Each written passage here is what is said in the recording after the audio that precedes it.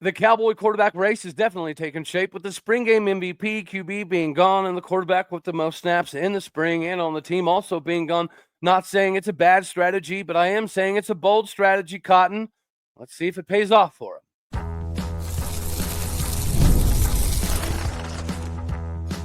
You are Locked On Oklahoma State, your daily podcast on the Oklahoma State Cowboys, part of the Locked On Podcast Network, your team every day.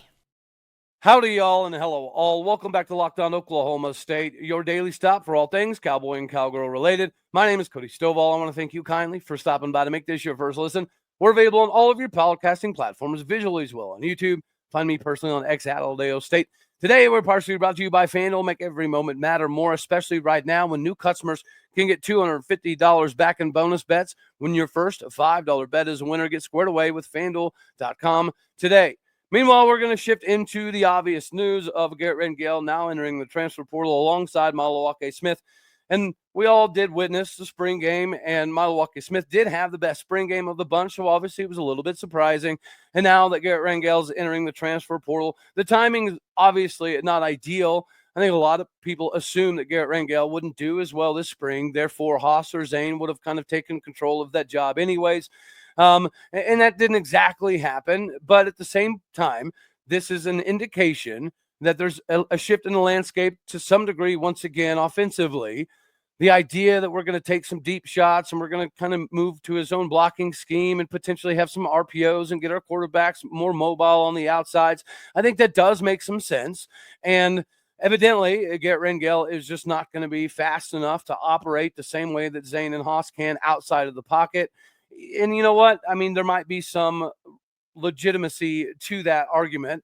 I do think all of us can agree that Garret Rangel never exactly got a fair shot in Stillwater, and he's a loyal and true to the core Cowboy. And, you know, the loyal and true thing, we built all of the Cowboy culture upon that for so many years, but it does feel like in the transfer market, NIL, so on and so forth, the Garret Rangels, the Gabe Browns, the Talon Kendricks of the world that bled orange and would do anything for Oklahoma State University, it's not exactly going to play out that way anymore because of the timing. It's kind of turned into a cutthroat business now, and that's the basic way we all have to approach it. It's a business. So, of course, the old school fan base is going to feel some way about this because the days of seeing somebody come in as a freshman and then develop over a 3, 4, 5 year span and then finally blossom into a potential next level guy, it's going to be few and far between that we ever see that again. Essentially, if you're not on the field competing and playing within 2.5, 3 years, you're likely looking for a new destination no matter what. It used to be you had to keep some of these glue guys. And now that we're losing some of this, the only inefficiencies that might pop up, in my opinion, are going to be locker room cohesiveness. Now, at the same point in time, I do understand the validity to the fact that Hejny is wide receiver speed and Zane Flores is your prototypical 6'3", 215-pound quarterback that also does have a significant amount of mobility. So if you're trying to cover up any deficiencies that you might have in the offensive line, then this does make some sense to some degree. Garret is going to be a little bit more pocket-oriented than the other two. So if you're having some difficulties in protection, then you are going to have to shift a little bit to more of a mobile quarterback attack. And for that purpose, I do see that Hejny and Zane Flores do provide that. Now, at the same point in time, Garret Rangel is going to have several suitors. My only difficulty here is Garret didn't take some of the Big 12 offers that he had last spring because he was better than Alan Bowman. He knew it. You knew it. We knew it. But for some reason, some of the coaches didn't. Some of the coaches did. But Tim Rattay didn't really have a whole lot to say. So, unfortunately, his opinion on the quarterback situation was kind of a moot point. Nonetheless, I think all of us can agree that losing a tried and true Cowboy, whether you thought he was going to be the starter this year or not, whether you thought he was going to have a lot of competitive minutes or not, it's just it kind of does hurt the love of the game and the love of the university to some degree, because again, you're getting rid of the Garret Rangels and you're getting rid of the Gabe Browns. Naturally, the idea here is to upgrade talent, which you have to do in today's landscape. but you're getting guys that are going to come in with less of that attachment, with less of that affinity for Oklahoma State. They're there to obviously win ball games. They're also there, to get a paycheck and give themselves the opportunity to go through the body by glass system and have a shot at the next level. What is going to be beneficial for both Milo Smith and Garret Rangel is just that. Right, Garret Rangel is a perfect example. Came in running a 4.9 40. Now he runs a 4.5 40. He came in at 182 pounds. Now he's over 212 pounds. These are all things that is going to translate to the next level for him. But at the same point in time, another thing that Garret has going for him that some of these individuals are not. Emil Tlaib has some film on him. Gabe Brown has some film on him. Ty Williams has some film on him. But at least Garret Rangel has a somewhat healthy amount of game film. He has almost 1,100 yards passing. He has almost 200 yards rushing. He does have almost equal picks to touchdowns, right? I think he's got 8 TDs and 6-7 picks. But a bulk of those were his freshman year against West Virginia and against Wisconsin. Wisconsin, he did get the full week of workup and preparation, just like he did for BYU. So he's had a couple chances here and there, and that's going to be beneficial for his next stop. But the most crucial thing for Garret Rangel is going to be the fact that he had got the bulk of the snaps this spring, and it's going to be very evident on the spring film that he was leading the snaps as QB1 for a reason this spring. Now, does that mean he's going to fit into the idea of the offense moving forward? Obviously not. This also, to me, sends us a message that if we're going to have a quarterback that isn't running for his life all the time, we're going to have to massively upgrade the offensive line, or we're going to have to mask the offensive line. And if we do that, that's kind of okay, because if you go back and look at the 2011 offenses, even to some degree 2010, and then you go look at the TCU Trayvon Boykin years of offense, they found a way to mask some of the inabilities of the offensive line by getting everything moving laterally side to side, which emphasizes that the running back has to have cutback lanes or the ability to find cutback lanes. So this should be a little bit of a couple different offenses mixed in. Brandon Weeden, he was not mobile. So the objective there was to get the ball out of his hand in under 2.7 seconds. This might be sometimes the same, but sometimes it's going to incorporate a lot of rolling out, a lot of scrambling, a lot of reverses, a lot of gadgetry, which is okay because we have some gadget guys, not only Hauss Hejny, but Sam Jackson the fifth. Like if the season started tomorrow, I would imagine that Sam Jackson the fifth would essentially be our third string quarterback. Now, here's the downside. Without Garret Rangel, without Milo Smith, one or the other, we're in a spot where we have two mobile quarterbacks. And unfortunately, mobile quarterbacks are usually more susceptible to injury than your traditional pocket presence kind of guy. So if one of these dudes goes down, we're in it, right? We're in a bad spot. And, ironically enough, I think maybe the staff was a little surprised that Rangel entered the portal. You know what I mean? Which is kind of wild to me. I don't understand if they would have anticipated him being okay with him now giving his snaps up to Zane. But at the same point in time, he's a tried and true Cowboy. We're losing some of these individuals that bleed orange that have been doing this for a long time. But it's just a shift in the landscape, right? So some of the love that you have for some of the players and development, that love now needs to be shifted to business decisions. And I will say these are some business decisions, and getting down to 105, it's not easy. It's not going to be easy for anybody in the country. But when you do make moves like this, and you undoubtedly bring in more talent to replace some of these wool and true bleed orange individuals, it could work out athletically that you have upgraded, but there is potential to have some locker room cohesiveness issues. Not that it's going to be bad, but it's just not going to quite be the same. But this is the lay of the land now. And we all have to adjust to the fact that this is a business and we are operating from a business perspective. We don't all have to love it, but at the same point in time, this is where it is now. And hopefully a lot of these individuals will have some opportunities to go elsewhere. And this does bring in the Hauss Hejny and Zane Flores conversation. I think no matter what happens, Hauss is obviously going to be somebody that we're going to utilize in multiple packages if he doesn't win the starting job overall. And now Zane Flores is going to get the Garret Rangel snaps. So his development should be able to uptick substantially between now and the end of fall. So it's definitely still an exciting time to be a Cowboy. And I think I've seen on social media there's some, Garret Rangel detractors that are also being understanding that this does kind of suck. It sucks for the young man. It sucks for the university to some degree because he's a tried and true Cowboy and stuck around last spring when he had more opportunities than he probably will get now, just because the market is so flooded. It's more flooded now than when the COVID year stuff was happening. So it's going to be difficult, but having this number of snaps this spring and last spring and some of the tape to go alongside game film, it should be beneficial to a large number of these individuals. I think all of us can agree.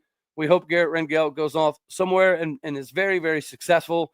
And maybe a year from now, he's back in the Big 12 or he's at an ACC style school and we can continue to cheer him on. But now it's the Zane train with the Hauss Hejny need for speed that is grabbing headlines in Stillwater, Oklahoma. Ladies and gentlemen, FanDuel is where you need to go to capitalize on this NBA playoff action. FanDuel is giving new customers an incredible way to do so because right now, when you join FanDuel and place your first $5 bet, you'll get $250 back on bonus bets if that bet is a winner.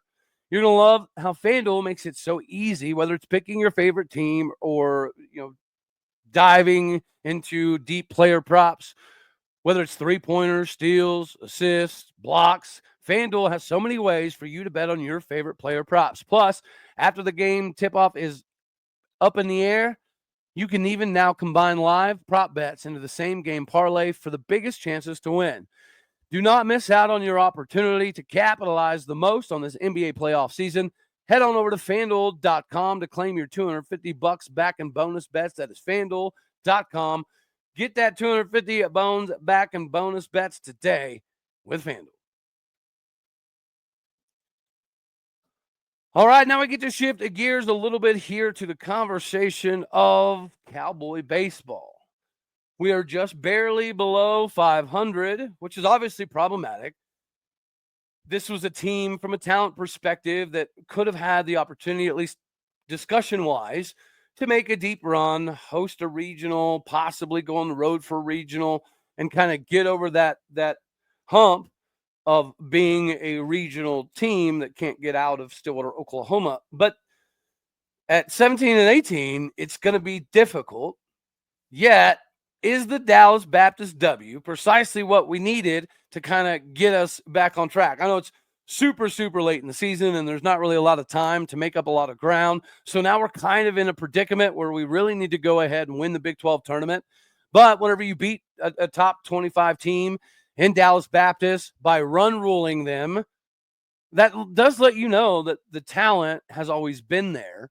It's just been the practical application of the in-game decisions and adjustments that have been a problem.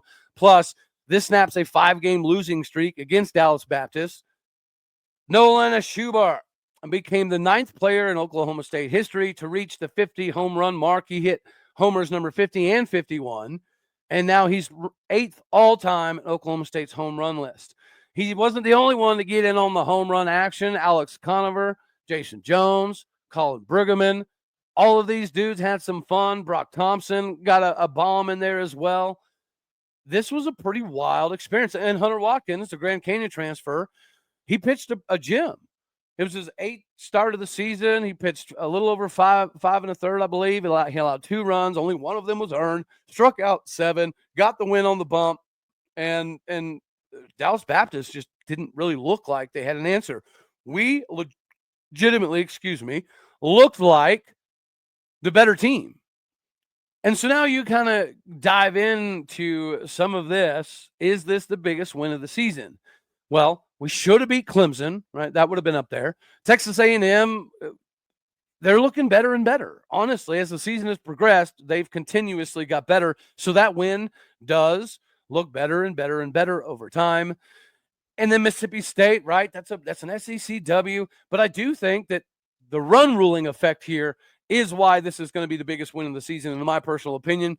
You had Drew Blake come in. You had Matthew Brown come in. I like Matt Brown, the big big-time get from Canada. I think he's going to be somebody that we see more in the future. And then we did get to see Brendan Phillips. Right? This is only his, third appearance of the season. And Jason Jones, he might have the purest stroke on the squad other than Nolan Schubert. And Colin Brigham's been very surprising this season. And now the Cowboys get to travel to Cincinnati for the Big 12 series, which is the first Oklahoma State-Cincinnati baseball Big 12 series.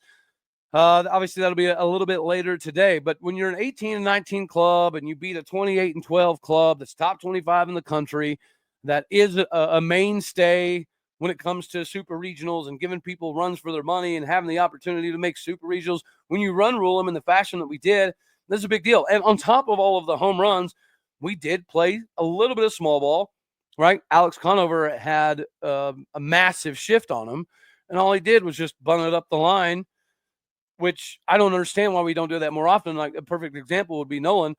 People shift like crazy for Nolan. They shift for Broogie. They shift for Conover. They shift for Jones.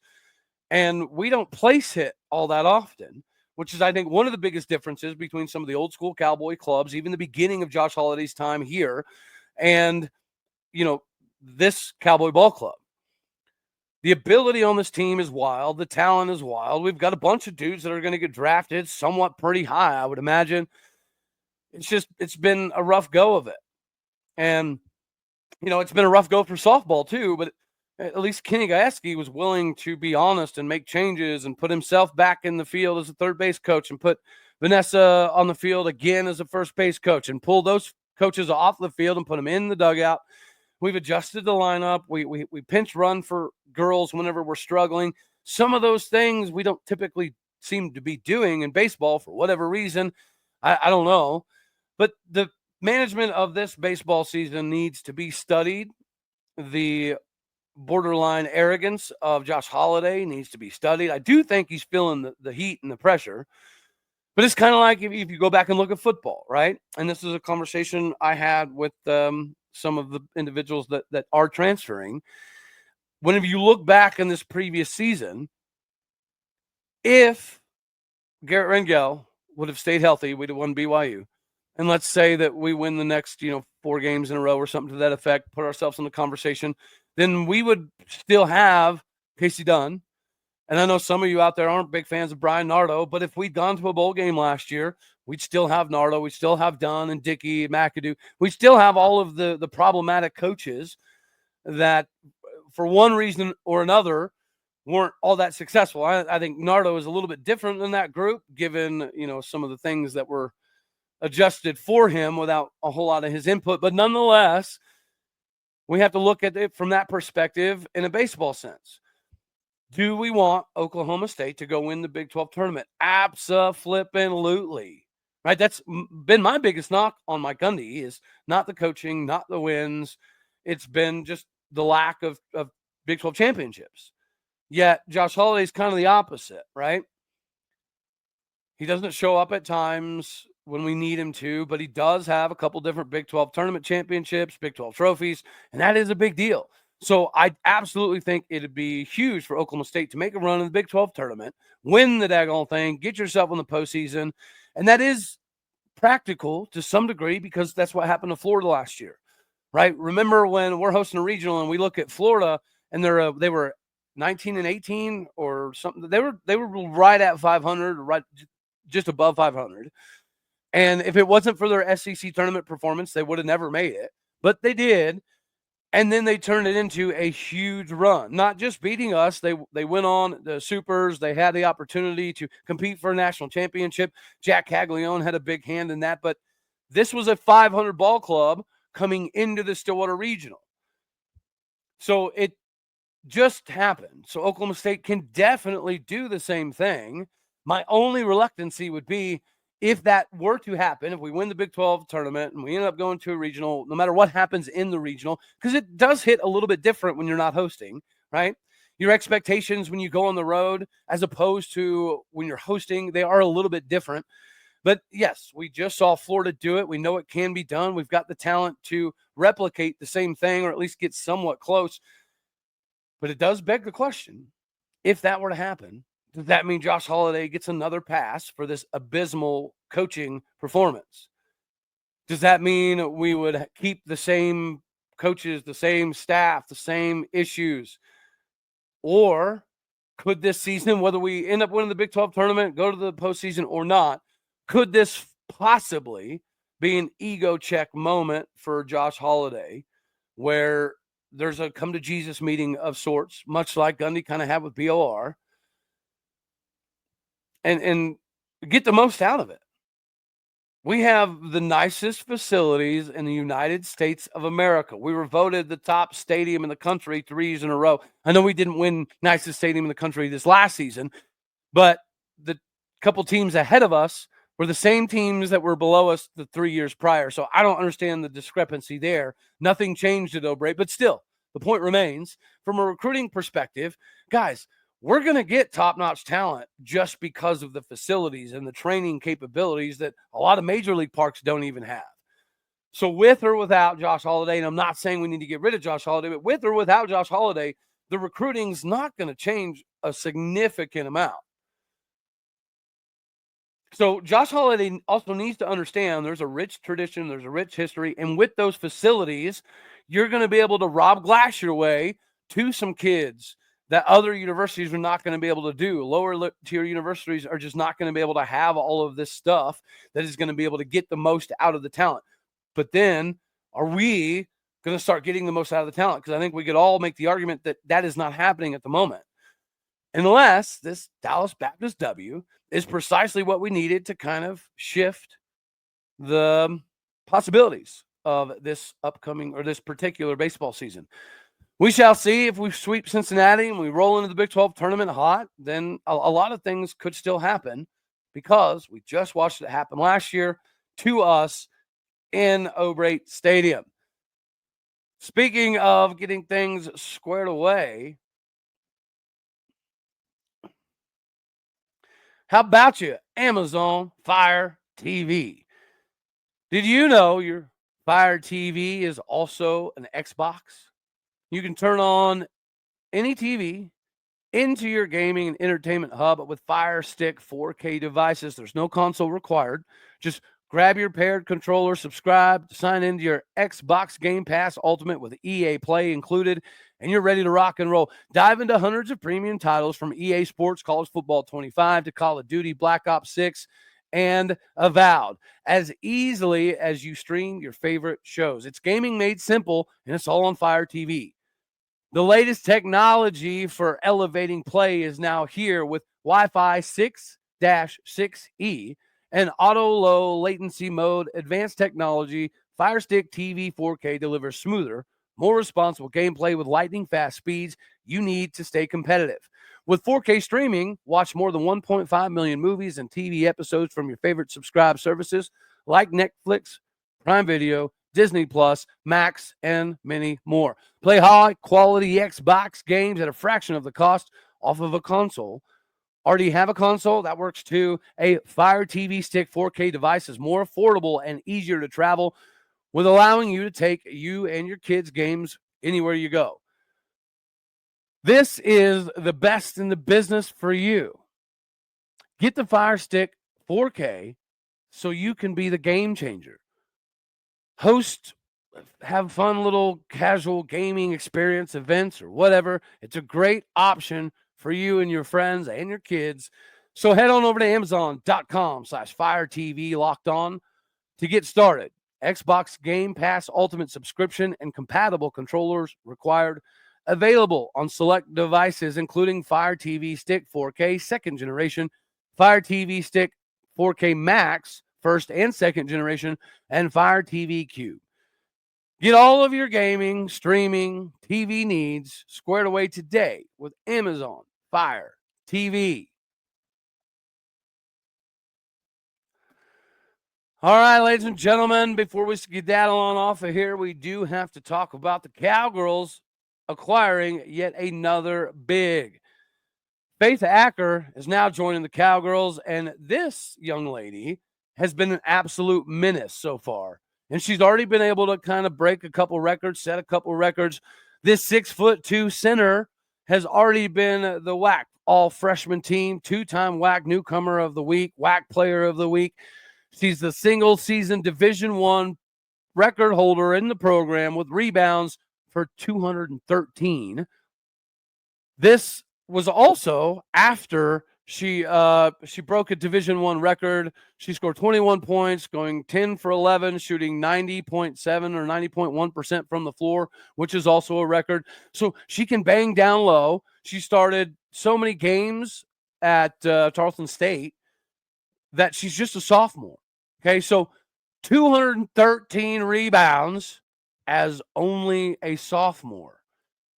This puts her in a stratosphere that is going to allow her to absolutely dominate competition and get herself in a spot where she can essentially retire or graduate as the all-time record holder in rebounds.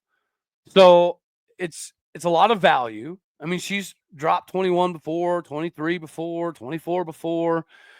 She's had big games and big minutes. She's had games where she goes absolutely crazy in the rebounding department. And this is, again, absolutely massive, in my opinion, because what was our biggest issue in March Madness? Rebounding. South Dakota State absolutely demolished us on rebounds. It was preposterous, the number of rebounds they had compared to ours. So that was our biggest deficiency. And now that Jacie Hoyt's got a new fancy fun contract that she absolutely deserved through 2030, making almost $850,000 a year. Congratulations to her. But I appreciate this one because we just grabbed a 6'5" big last week. Now we grab another one that is a specialist in rebounding, but does have the ability to put up a 20-burger. This is absolutely phenomenal. So congratulations, Jacie Hoyt, Cowgirl basketball. Thank you for understanding the lay of the land, understanding what the deficiencies were in the NCAA tournament. And now we have multiple girls alongside Praise Egarevba that are designed to kind of curb that issue. So I think that is going to be a fun time for Cowgirl basketball. And I think it's going to be a fun season, just like it's fun winning Big 12 titles. Cowboy golf. Are we ready to say we're back? Maybe not quite, but we didn't just win the Big 12 title. We absolutely destroyed everyone else. We ended up being 4 under on the whole event to win the title. Second place was Arizona State, and they were like 10 over. So we could have completely peed down our leg the entire second half of the last day, and it wouldn't have mattered. And on top of that, sophomore Preston Stout, who's dealing with a little bit of an illness, I guess, he became the second, or this is his second Big 12 championship, and he's only the third person in Big 12 history to do that. He's only the second person in Big 12 history to win them back-to-back. He joined Oklahoma State former standout Morgan Hoffman, who was also a 2-time Big 12 champion, but he didn't do it back-to-back years like Preston Stout. So we've got a Matt Wolf, Victor Hovland level individual, and we've got a very, very fantastic team with Ethan Fang finishing in the top 10. Eric Lee finished in the top 10 as well. Freshman Philip Fallberg Johnson, he finished 14th, so just outside of that top 10 spot. Gavin Lane was in the top 20 as well, placing 17th. So this is a young group, right? I think Alan Bratton did an interview, and he was discussing how they have one junior. Everybody else is pretty young. So likely, we will have an opportunity to compete for a national championship. We've won some tournaments this year. We've also placed second, third here and there in some tournaments this year. So there's stiff competition. But we started the day not playing well, and then the next 2 days, we absolutely dominated everybody in the field. So just like baseball, if you can get hot at the right time, it's going to be huge for your squad. It appears as though Cowboy golf is getting hot at the right time. And I'd imagine that every team across the country that has hopes of winning a national title is taking notice. It's going to be a fun ride. It's fun winning Big 12 titles. It's even funner winning national titles. And congratulations to Preston Stout on doing something that only a few guys have ever done in the history of Big 12 golf. So congratulations to Alan Bratton and the Cowboys. You know, a couple years ago, I was saying Alan Bratton might not have it no more. I like being wrong, because it appears as though Alan Bratton has this squad cruising, and they're very, very young. So the outlook is going to continuously get better. Anywho, that's all we're going to have for this one right here. We've got several shows coming. I owe you a few. God bless. Go Pokes. Thank you for tuning in to make this your first listen here in Locked On Oklahoma State. You could be anywhere. So happy you choose to be here. Hit the like button if you liked it. If you didn't, that's okay too. More importantly, podcast people, do what you do. Hit the stars, leave a review. Later, taters.